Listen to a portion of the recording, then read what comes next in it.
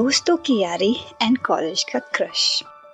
बात कुछ ऐसी हुई कि कॉलेज की दुनिया में रखा जो पहला कदम था, सब कुछ लग रहा नया सा था। न जाने अब कितने किस्से बनने वाले थे, कुछ खट्टे कुछ मीठे, यारों के संग वो अतरंगी कारनामे।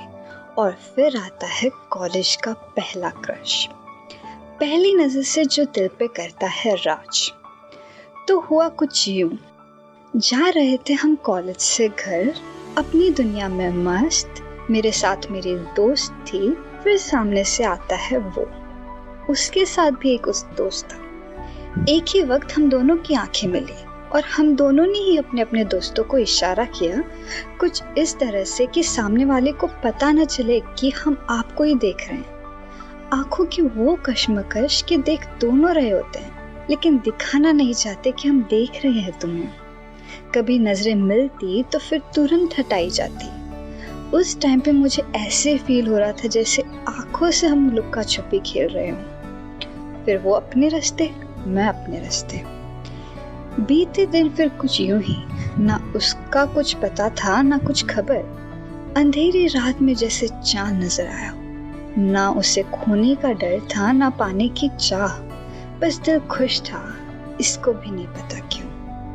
आना जाना तो हुआ करता था फिर उन लम्हों का ख्यालों में। कॉलेज का वो क्लासरूम जहाँ अंदर पे मेरा ध्यान होता था एंड मेरी दोस्त का क्लासरूम के बाहर।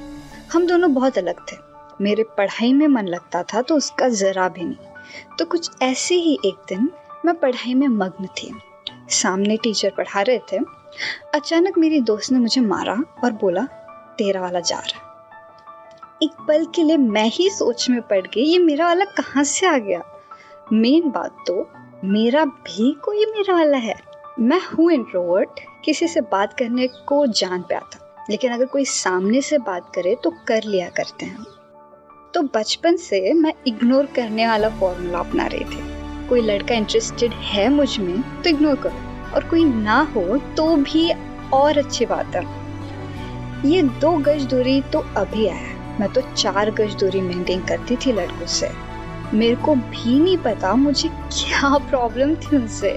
इग्नोर करना है तो बस करना है। लेकिन इस बार जब मेरी दोस्त ने बोला बाहर देख, तो मैंने देखा। वो था पढ़ाई के टाइम पे जितनी सीरियस थी, उसकी झलक मिलते ही जैसे अलग ही दुनिया में चली गई। लबों पे मुस्कान, और वो मुस्कान अलग ही थी जब आपको ही पता नहीं होता आप स्माइल कर रहे हो। वो चला गया। वो 2 मिनट जैसे स्लो मोशन में बीते हों, और किसी पढ़ाकू बच्चे का ध्यान हटता तो टीचर को पता चल ही जाता है। उन्होंने पूछा क्या हुआ, मैंने कहा कुछ नहीं, अपनी हंसी को दबाते हुए। जैसे ही वो गए, हम दोनों की हंसी का फिर जवाब नहीं। खुश इसलिए थे कि वो देखा फिर से, और ज्यादा खुश इसलिए थे कि वो अपनी कॉलेज का बंदा है। कुछ दिनों बाद फिर से वो खिड़की से जाते हुए दिखा। इस बार मेरी फ्रेंड ने मुझे नहीं, मैंने अपनी फ्रेंड को बताया था कि वो दिखा। न जाने वो 5 मिनट क्यों इतने स्लो मोशन में जाते थे, एंड न जाने उन कुछ मिनटों में इतना कुछ हो जाता था जितना पूरे दिन में नहीं होता था। मैं उसे ही देख रही थी। न जाने कैसे वो मुड़ा और मुड़ते ही उसकी नजरें मुझसे टकराई। इस बार मैंने नजरें नहीं हटाई, क्योंकि वो जा ही रहा था। इस बार उसने भी नजरें नहीं हटाई। वो बस मुझे देखते देखते आगे बढ़ रहा था। उस दिन मैं बहुत खुश थी, एंड क्लास में बैठे बैठे सोचती थी काश आज भी वो दिख जाए। कभी कभी दिख जाता था, वो मुझे देखते देखते आगे बढ़ जाता था, और मैं उसे देखते बैठे बैठे स्माइल करती थी। मैं तो इसी में खुश थी। फिर एक दिन हम कॉलेज का चक्कर लगा रहे थे, तब सामने से आता हुआ वो दिखा। मैं रही ही नहीं। उसको सामने आता देख मुझे होश ही नहीं थे, मैं बस देख रही थी उसे। जब उसने देखा मुझे तो मैंने अपनी नजरें हटाई। हमने कुछ नहीं बोला, वो बस साइड से चला गया। फिर ये सिलसिला 1 साल तक चला, जहाँ हम बस आंखों से बात कर रहे थे, बोला एक शब्द भी नहीं। कभी मैं उसके पीछे कुछ दूरी तक जाती, कभी वो मेरे पीछे कुछ दूरी तक आता। कभी एक दूसरे को देख के अपना रास्ता मोड़ लेते, कभी दूर से ही देख के खुश हो जाते, कभी इंतजार करते एक दूसरे के दिखने का, कभी दोस्त हमें उससे दिखाते, कभी हमें ही वो एक नज़र में पूरी भीड़ में दिख जाता। जब जब वो नजर आता सब स्लो मोशन में होने लगता था। जब कभी या जिस दिन वो दिखता था वो दिन मानो जीत लिया हो जैसे। दिल तो डांस करता था यार। 1 साल तक यही सब चलता रहा। फिर एक दिन मैंने किसी तरह हिम्मत जुटाई, दोस्त को लिया, बोला चल आज तो बात करनी है, फ्रेंडशिप तो करते हैं एटलीस्ट। मैंने बहुत हिम्मत जुटा के उससे बात करने का डिसीजन लिया। शायद अब मुझे यूं ही आंखों आंखों में बात करना अब मंजूर नहीं था। जब मैं उसके सामने गई मैंने पास से उसकी आंखों में देखा एंड कसम से वो इससे पहले इतनी ज्यादा खूबसूरत कभी नहीं लगी थी। कुछ देर तो मुझे उससे अपनी आंखें हटाने में ही लग गए। मैंने अपना नाम बोला एंड हाथ मिलाने के लिए आगे बढ़ाया।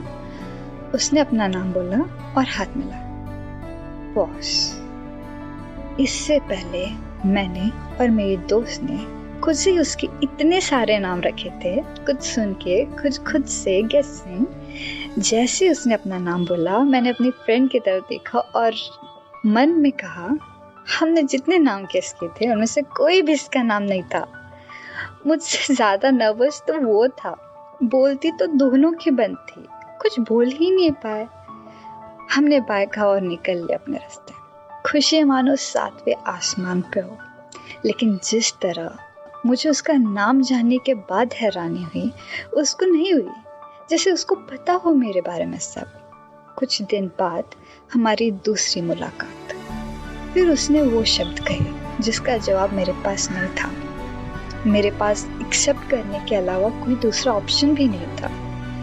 He said, You deserve someone better than me. तुम अच्छी लड़की हो।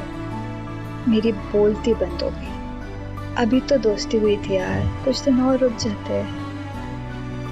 मैं कुछ बोल ही नहीं पाई, बस मैंने कहा या आई नो, अच्छा लगा तुमसे मिलके। कुछ कहानियां शुरू होने से पहले ही खत्म हो जाती है, बस सुना था, उस दिन एक्सपीरियंस कर लिया। वो पूरा दिन ही फिर स्लो मोशन में गया मेरा, with me trying to accept what has happened.